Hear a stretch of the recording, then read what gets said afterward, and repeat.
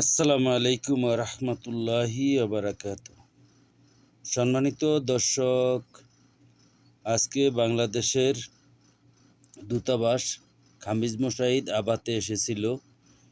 তো সেখানে গিয়েছিলাম আমরা পাসপোর্ট এমআরপি থেকে পাসপোর্ট করার জন্য।